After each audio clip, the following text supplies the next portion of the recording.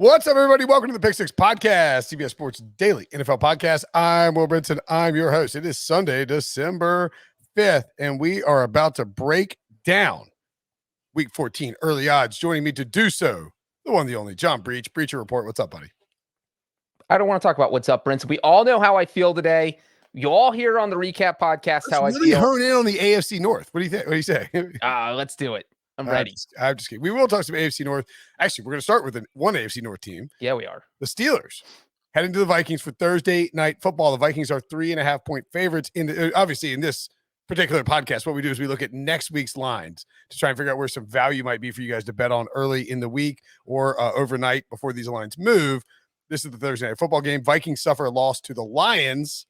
Ouch. Crazy game. Steelers, also a crazy game. Win when the Ravens get a failed 2-point conversion at the end on Sunday. The Vikings are 3.5-point favorites in this game. The look ahead had the Vikings as -4. The game's indoors, so there's no weather issues. The over-under is 45 here, Breech. You know what, Brinson? I am going to brag on myself right now. I have not missed a Steelers straight-up pick since week 2. I am 9-0-1 since week 3. And I picked him to beat the Ravens. I've just been on the Steelers, much to Ryan Wilson's chagrin. He hates that. I'm sure he hates me talking about it. But the only reason I'm bringing that up is because this game to me is a little bit baffling. I know we obviously saw the Vikings coming off arguably the most embarrassing loss of the year because you go out and you lose to the Detroit Lions, which you don't even want to show your face out in public after a loss like that. And that's an emotional low. But I think the flip side is it's equally tough to bounce back after a game where you had an emotional win. You beat a division rival to keep your season alive, which is what the Steelers did against Baltimore. And so I don't feel like, they're a lock to win on Thursday night. Obviously, neither is Vegas because the Steelers are an underdog. But when I look at these two teams, here's what I see. Two defenses that haven't been that good this year. They're both in the bottom third of the NFL. And so I think it comes down to which offense is going to play better. I think the Vikings offense at home on a short week, I like them a little bit better. I hate the thought of taking Kirk Cousins in prime time, but I think Minnesota's going to win, and I think the Steelers are going to cover, and that's how I feel about this game. I would guess. So you think? No, I flipped it all. Yep, I think the Steelers are going to cover, and I think the Vikings are going to win straight up. Sometimes I'm prone to tuning out when people are talking. Okay, but you did completely go the opposite direction, right? Total misdirection. Okay. Just making sure. I was like, wait, did I miss everything you just said? What happened? I tend to agree with you. I think if you like the Steelers, like this line isn't going to balloon up to Vikings -5 or anything. We saw what happened with it, and Steelers Ravens different, of course, but the Ravens had no business being a favorite in Pittsburgh in that rivalry game. This is a different beast. Short week, of course, on the road, and like I thought, I'm torn. Like I think Ben, I'm torn because I think Ben is. I would love to bet the Steelers if I knew that Ben was going to leak out more I'm retiring information because like I think when whatever Ben leaks out. When Ben leaks something out like that's designed to like slander somebody else or like pump him up, and when it's happening, like when he was ripping Canada and Mike Tomlin, that's when you want to bet on Big Ben because he's motivated enough to leak information out into the public. So I'd love to know what we're going to get from Ben this week. I think if you like the Steelers against the spread, you should probably bet it now. I would think it creeps closer to a pick 'em. It's not going to get out to unless there are major injuries for Pittsburgh. It's not going to creep out the other way. And Pittsburgh should be able to hang with them. The Vikings defense isn't very good. The Vikings like to elevate plays run by their opponents. I feel like we talk about this every week. You see it. You end up they're this weird sort of tornado of offense that just drags other people into it. I do think though that 45, I'm not sure how much this drops, right? Like, is this going to come down to 42? Probably not given the Vikings history. I think the only bet you make here is Steelers plus 3.5 if you like the Steelers. Otherwise, you can probably wait a little bit on this game. I'm trying to see if this total had moved at all. While you're looking, I have one quick fact. The Steelers are 0-3 against the spread against NFC North teams this year. 1-1 straight up. Ooh, that is interesting. Yeah, total. This game's not really moving. I'd probably lean towards the under because I think the Steelers are play slow and all that, but the Vikings, again, tornado scare me. So I wouldn't mess with the total. Steelers 3.5, though. I think you want to grab while you can if you like the Steelers. Next game, the Ravens at the Browns. Maybe we can touch on every single AFC North team while we're here. The Ravens, again, lost to the Steelers, of course. The Browns are on a bye. Okay, I was like, I didn't see the Browns play at all this week. Am I crazy? The Browns are on a bye. Ravens are -1.5 in Cleveland. The look-ahead line for this was Ravens -1. Weather looks to be low 40s, medium wind with no real precipitation on Sunday. We're saying this a week in advance. Thursday, Friday, Saturday, lots of rain and some wind. So be aware that, how Cleveland and Cincinnati and there's these, Rust Belt states work. We have the potential for tons of nasty weather. The over-under here, 43, Breech. Interesting. That is very interesting. If anybody is thinking they're having deja vu and you felt like these two teams just played, they did. As Brinson mentioned, the Browns are on a bye. This will be their second straight game against the Ravens. Played them in week 12, bye in week 13, playing them, or they played them in week. They had a bye in week 13. They played them in week 12, and now they're going to play them in week 14. There's your two straight games. And so that's the first time in 30 years we have seen an NFL team play the same opponent in two straight games, which to me is a little bit fascinating because if you look at what happened in the first game, you had Lamar Jackson throw 4 interceptions, but the Ravens still won.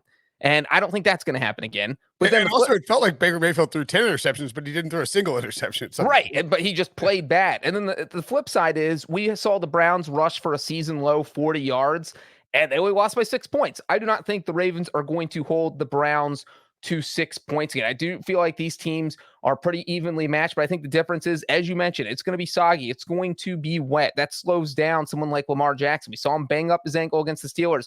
For once, Baker Mayfield has had 2 weeks to heal. There is no one on this planet who needed time to heal more than Baker Mayfield.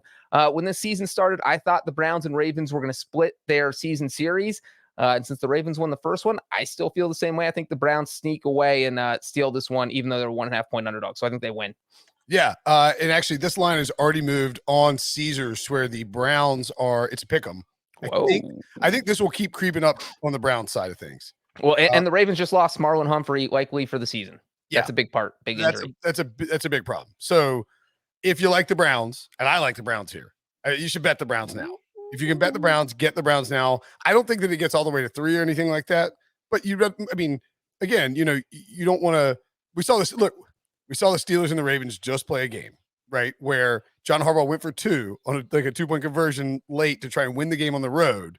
If you had the Steelers, hypothetically, if you had the Steelers as a pick 'em, you win the game. If the Steelers are -1, you push. So, that does matter in that sense. So I would want to get the Browns in now while they're a pick, -110 regular juice. The over is what I would want to play here. I think at 43, it's ticked up to 43.5, but I would be hesitant to do so this early because any sort of nasty weather changes that makes it uglier in Cleveland would send this total plummeting down towards 40. Moving on. The Cowboys at Washington. Cowboys -4.5 on the road in Washington with an over-under of 49. Looking like mid-50s with lots of rain in D.C. next weekend. Some wind. Same line as the look ahead, so no surprise there. Dallas, just kind of humming along. Not anything fantastic. They got out of their slump. Washington had a huge win. I don't know. I think 4.5 is too much here. That's interesting. I felt like this would have been more if Washington had lost because they're just on this kind of insane 4-game winning streak where you look at each game, you're like, how did they win that? But they did, beating the Raiders 17-15 on Sunday. And now they get to host Dallas. And if they win this game and pull off the upset, they're right. They could win the NFC East. So this is a huge, huge game for Washington. But if there is one person they don't want to be playing right now, I feel like it has to be Dak Prescott. No matter how Dak has played in his career, there is one team he has absolutely dominated. It is Washington. He is 7-1 straight up, and the Cowboys have won those 7 games by an average of 13.7 points per game. So they are usually not close. And if the Cowboys really need a bounce back game for their offense, yes, they beat the Saints last week.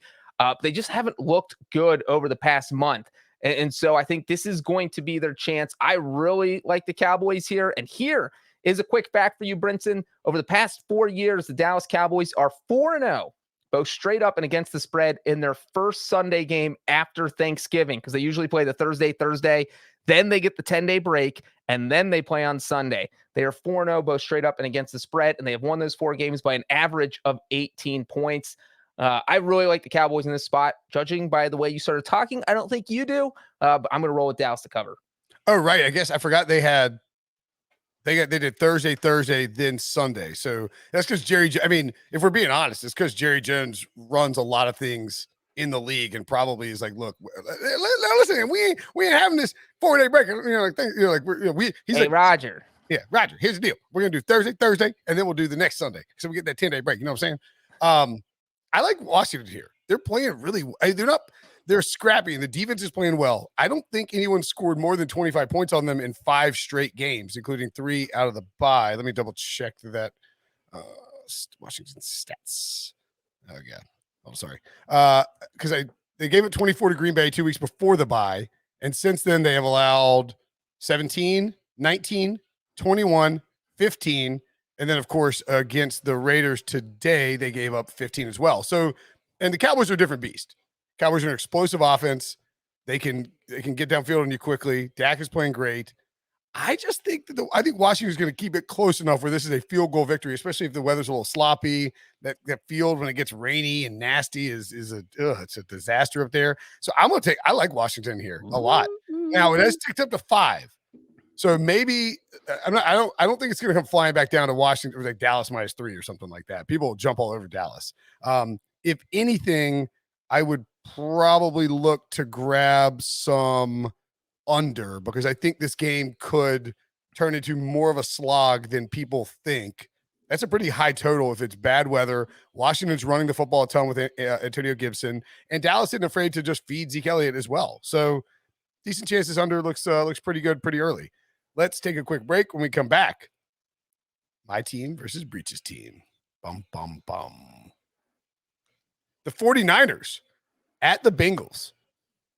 The Bengals are -1.5, coming off a weird, tough loss to the Chargers. They were down 24-0, cut it to 24-22, and they didn't score again for the rest of the game. Joe Burrow's fingers all bleeped up. The over-under here is 46. Look ahead was the Bengals -2.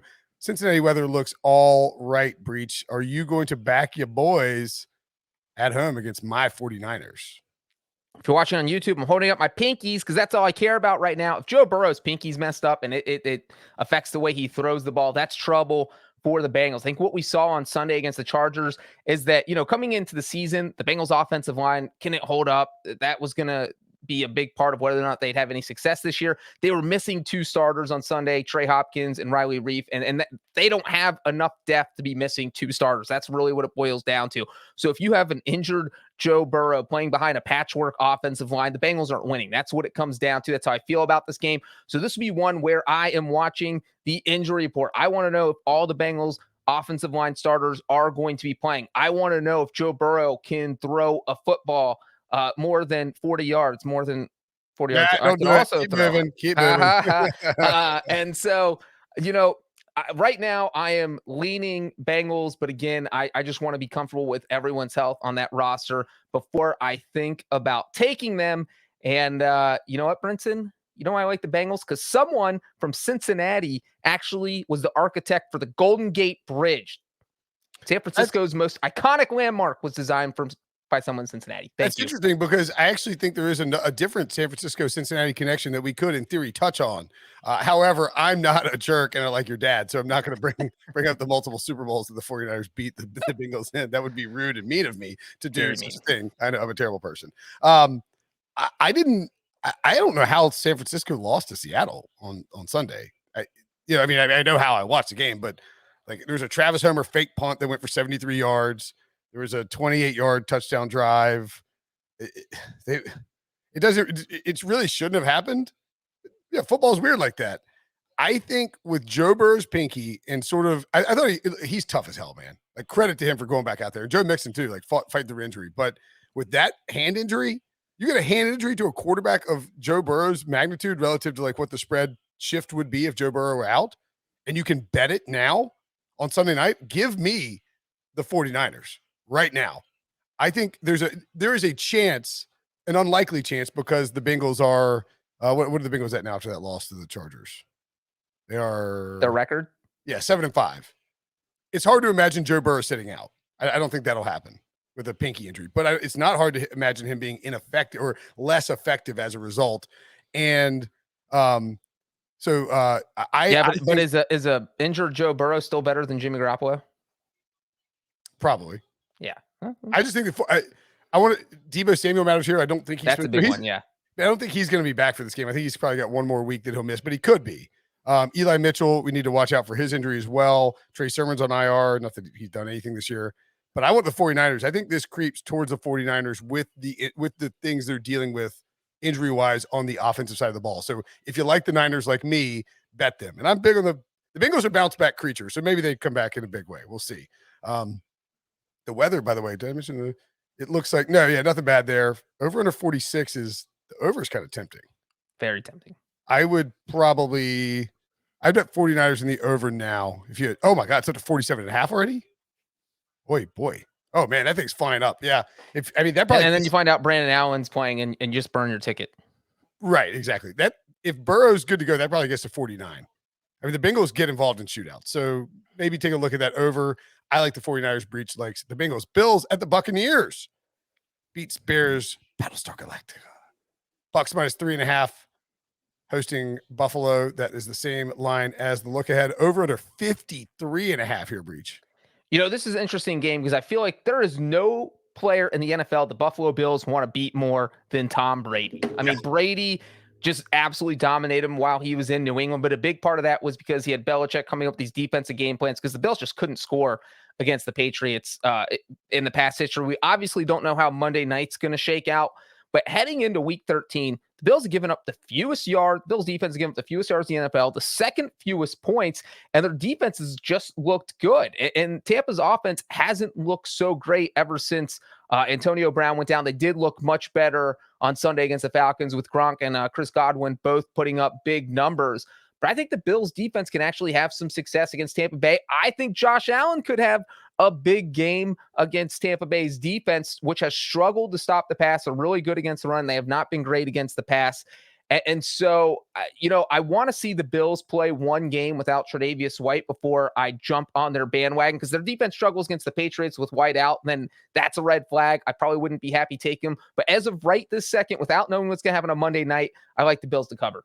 Yeah, I would want the plus 3.5 because if the Bills beat the Patriots, who are the current number one seed in the AFC, and knock them off and take grab a hold of the control of the AFC East, Buffalo's probably going to be, it'll just get to 3. Like it's going to get to 3 and probably sit at 3 all week. So if you like the Bills, you want to get them now. If you like the Bucs, you probably wait. I don't know.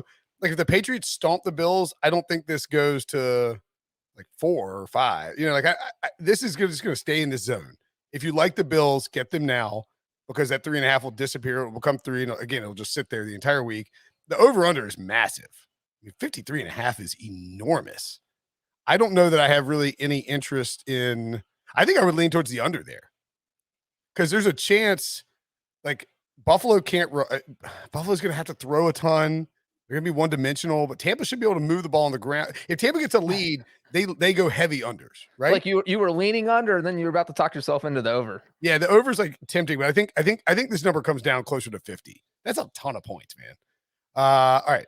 So yeah, I would bet Bill. If you like the Bills, bet the Bills. If you like the under, I would take the under now. Is what my move would be. Bears at the Packers. Packers minus 13. Over under 45 here. The look ahead line was Packers minus 11. Looking like it'll be very cold, no rain or snow, some wind, typical, wintry conditions in Lambeau Field.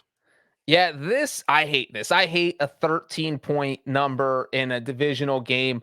The Packers on paper are a much, much better team than the Chicago Bears, but it's a divisional game. You don't want to bet against a double-digit underdog. I would say in normal circumstances, I would blindly take a double-digit underdog in a divisional game. However, I don't think this is normal circumstances because, number one, the Packers are coming off a bye. Number two, this is a primetime game at Lambeau Field, and we don't even know who the Bears quarterback is. It going to be 4-interception Andy Dalton, or is it going to be Justin Fields coming off an injury? So I do not love taking the Packers to cover here, but I am begrudgingly going to take the Packers to cover here.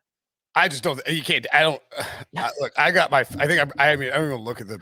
I'm pretty sure I did terrible against the spread this week in week 13 because I had a bunch of the dogs in the early slate, and man, they got their faces kicked in. And the Bears are a bad football team. Aaron Rodgers likes to light up the Bears. They're coming off a bye. He owns them. Remember, he owns them. He owns them. He's a literal owner of the Bears. I don't.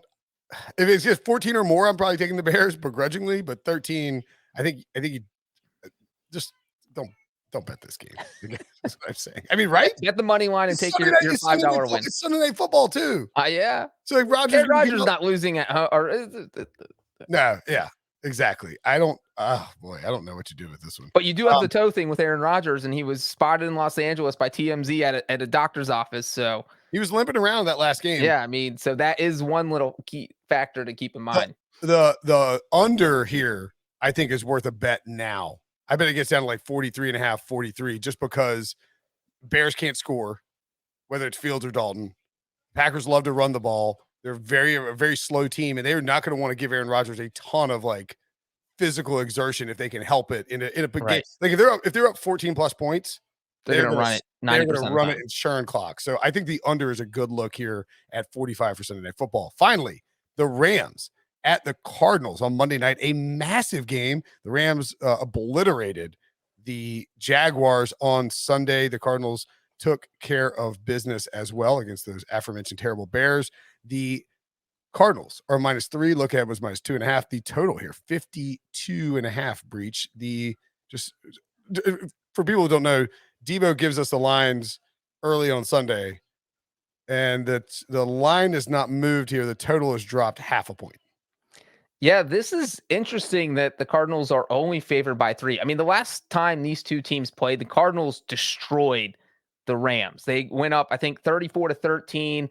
They ended up winning coming off the Rams' huge win over the Buccaneers. Right. So this is back when the Rams were good. And everybody thought the Rams were going to go in and host Arizona and crush them, and they lost by 17.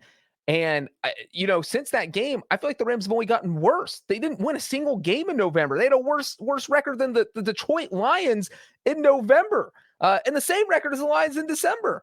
The Rams look good beating up on Jacksonville. Yes, but everybody beats up on Jacksonville. So, I'm just not that impressed with that.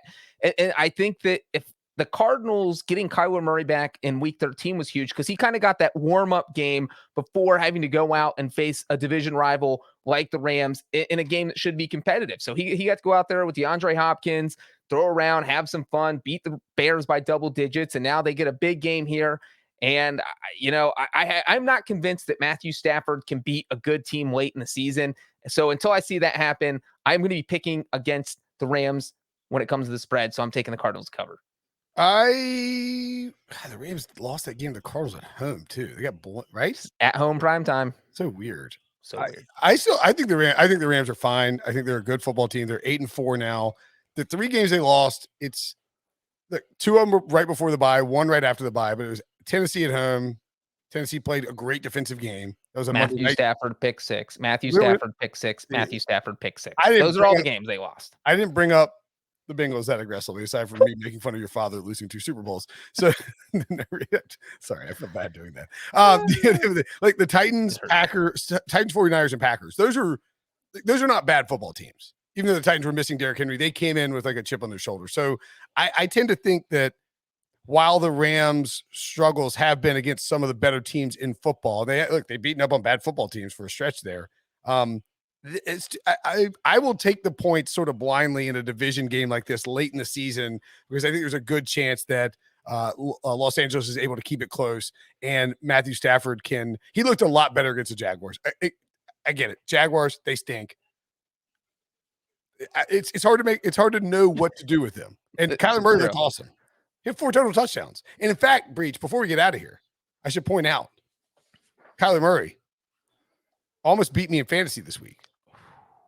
But this is a big controversy. Big controversy. And Prisco's denying it. Pete Prisco, all of a sudden, his lineup changed. Taylor Heineke out. He just disappears, and Kyler Murray's in. And I was like, what's going on? After the lineups were locked. No, I checked the transaction report. he was swapped in at 6 p.m. Jamie Eisenberg did it, and he's claiming that he did it as a joke and as a bit. I think he doesn't want me to go undefeated in this league, and he's trying to sabotage me using Prisco as his patsy. Conspiracy is afoot in the Fantasy Football Today League. If you're listening to this, tweet at Prisco CBS, heard you're a fantasy football cheater. As many possible tweets as we can get to him. Breech, always a pleasure, buddy.